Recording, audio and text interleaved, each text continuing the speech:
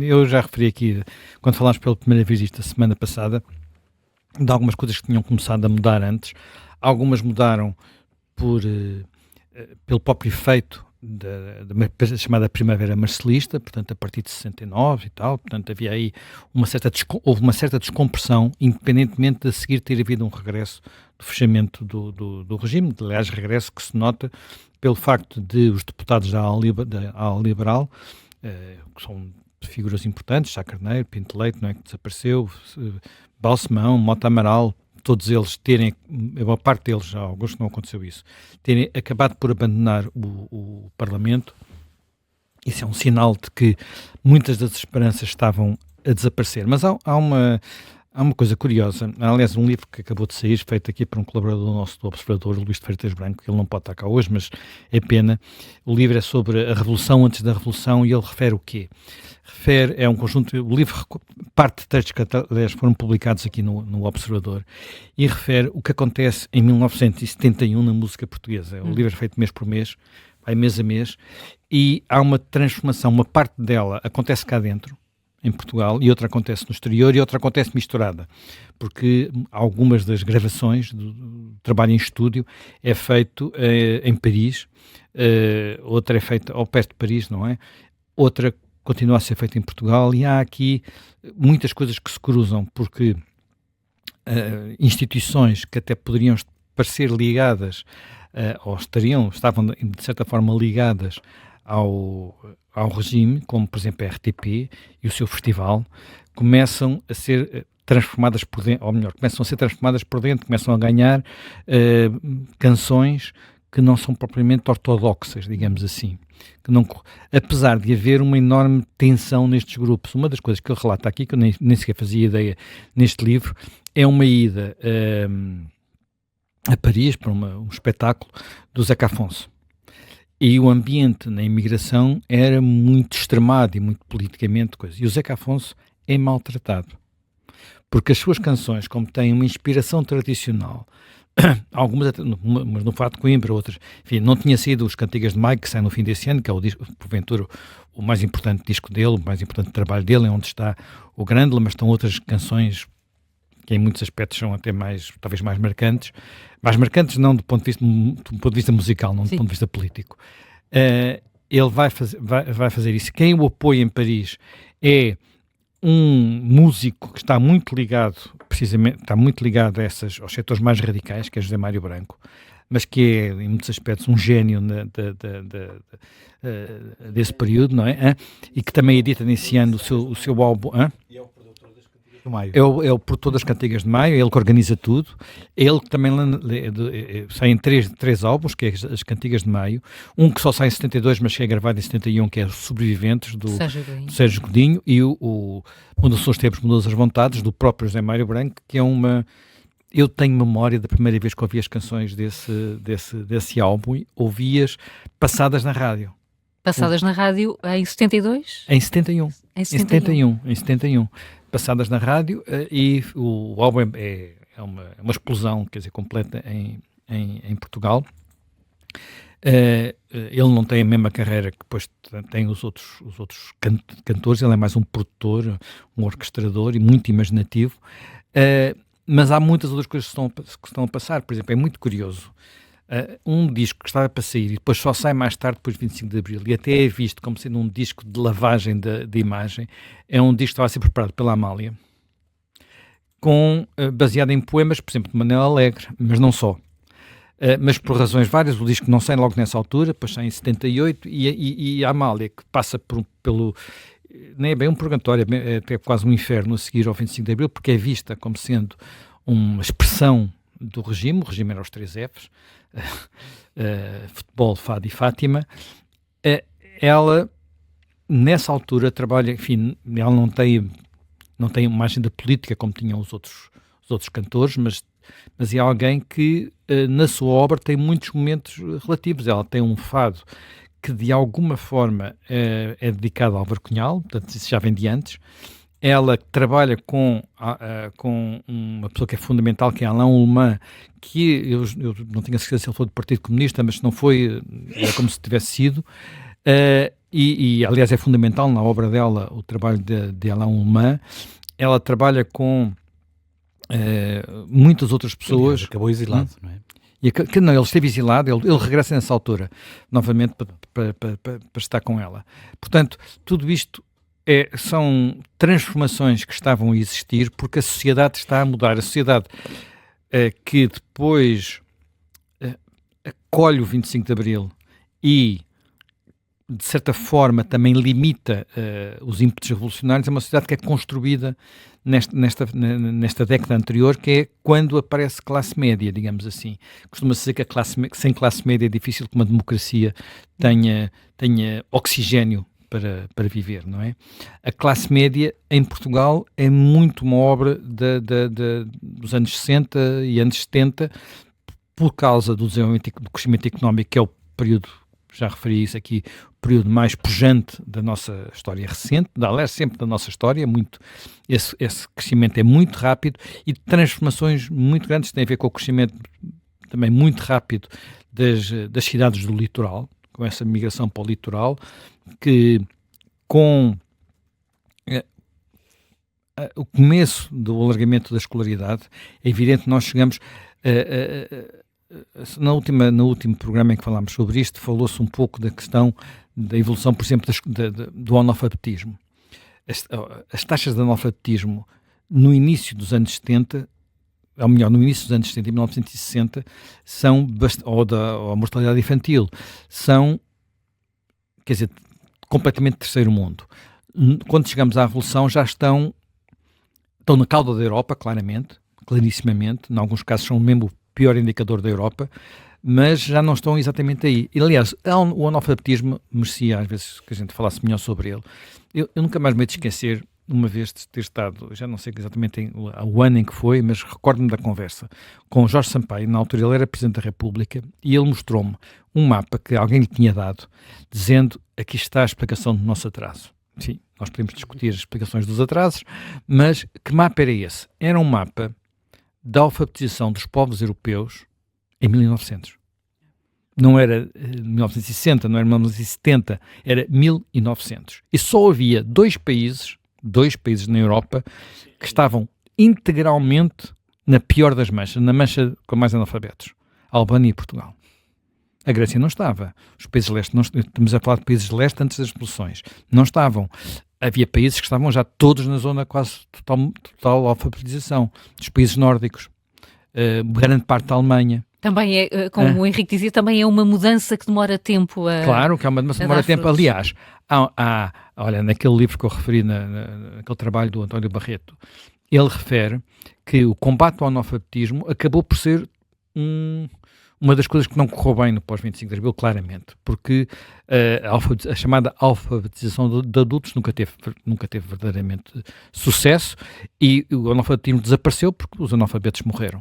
Pronto, é triste dizer assim, é uma brutalidade, mas às vezes é preciso dizer as coisas com esta brutalidade para percebermos o que é que realmente se passou, porque... Naquelas alterações indiretas, aquelas coisas que acontecem, mas que não se estava à espera que tivessem aquele resultado, uma das coisas que mais terá levado algumas pessoas que nunca tinham sentido necessidade para a sua comovida de fazerem a escolaridade até à 4ª classe, foi quando quiseram tirar a carta de condução. Neste período que estamos a falar, o documento mais falsificado em Portugal era o documento, era o certificado da 4ª classe e a carta de condução.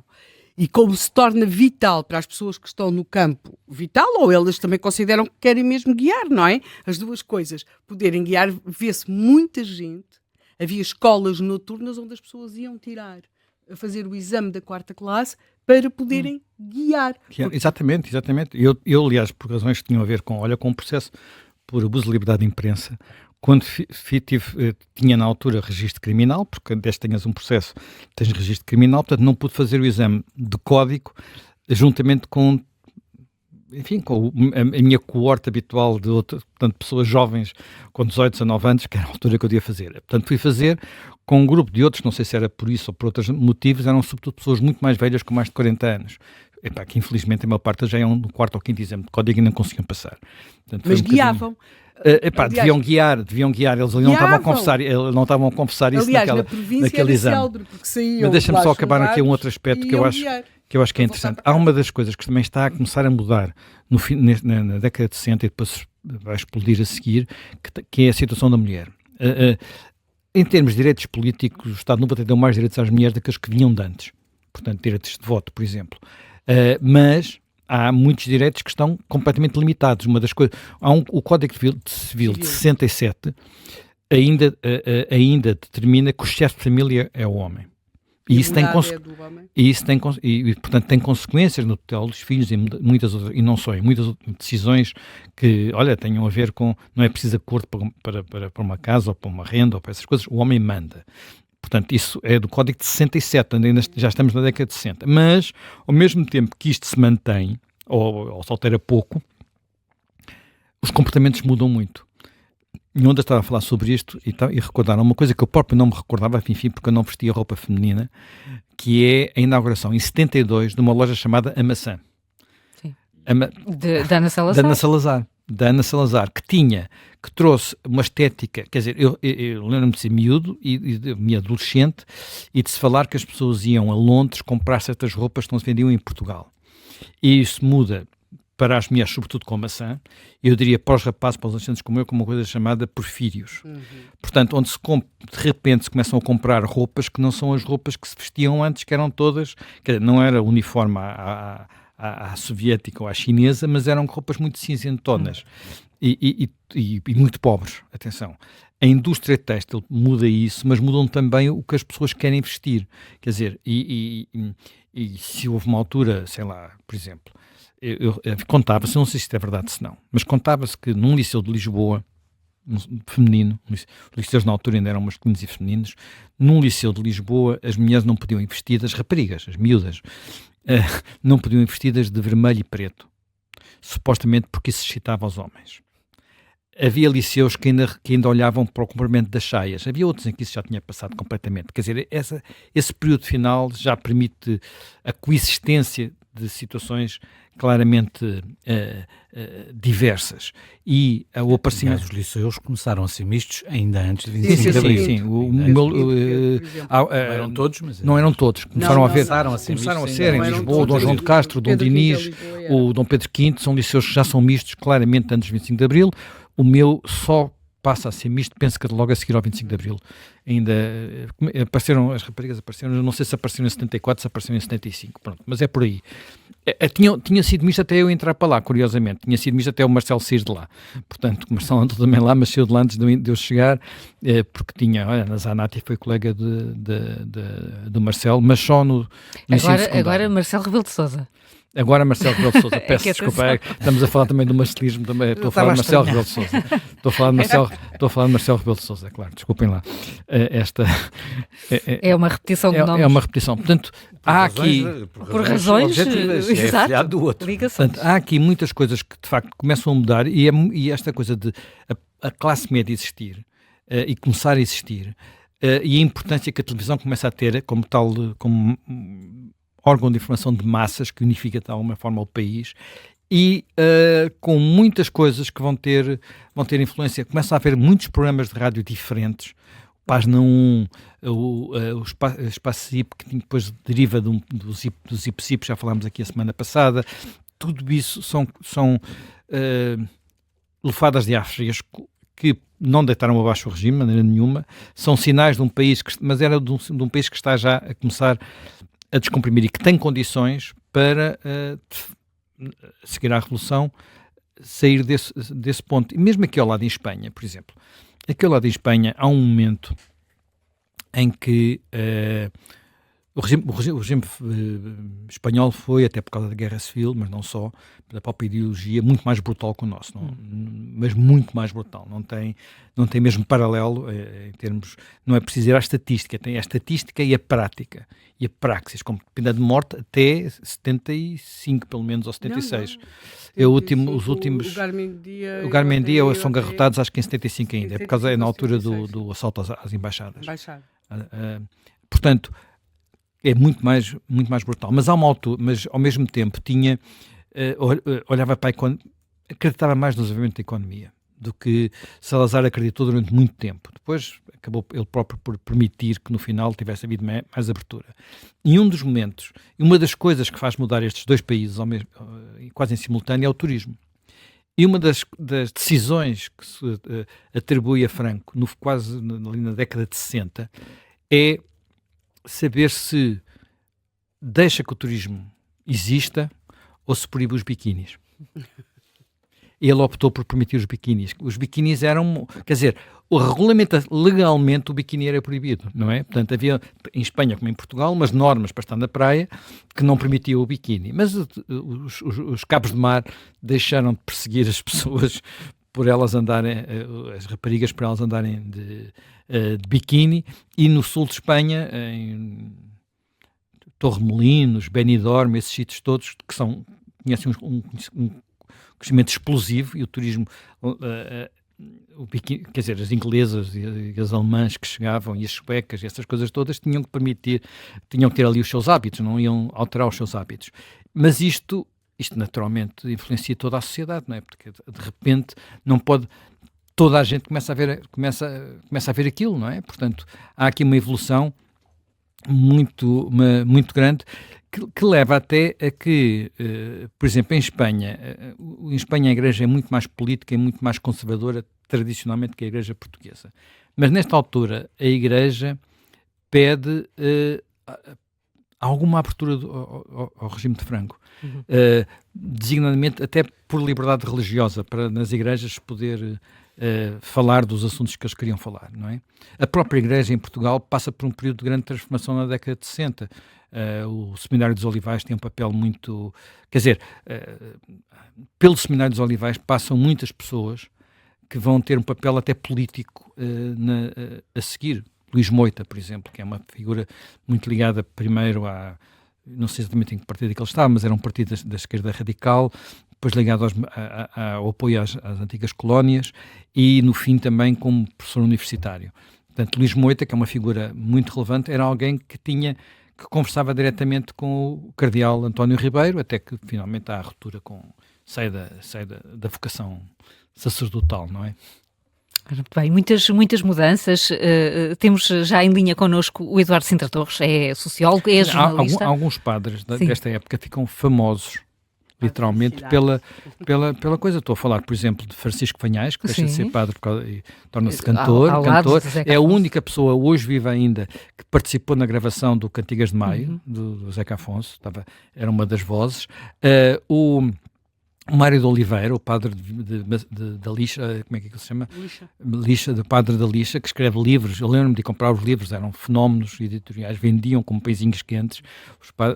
E havia mais o padre Felicidade Alves, do Restelo. Portanto, estas coisas estavam a acontecer, não é? Nesse período.